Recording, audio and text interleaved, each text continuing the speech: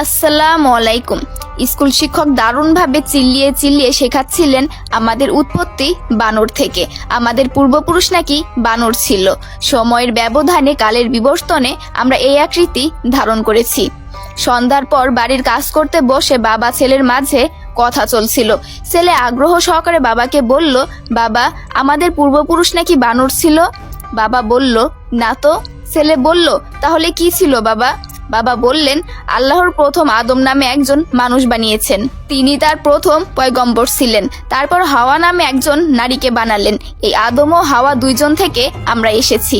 ছেলেটি বলল, কিন্তু আমাদের শিক্ষক তো বলেছেন আমরা নাকি বানর ছিলাম, আমাদের পূর্বপুরুষ নাকি বানর ছিল।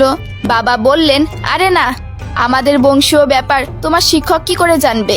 তোমার শিক্ষক মনে হয় তার নিজের বংশের ব্যাপারে বলেছেন। হয়তো তার নিজের বংশ বানর থেকে এসেছে, কিন্তু আমাদের বংশ এসেছে মানুষ থেকে। ছেলেটি বলল, বুঝলাম বাবা, এইবার ঠিক আছে, স্যার বোধহয় নিজের বংশের কথাই বলেছেন।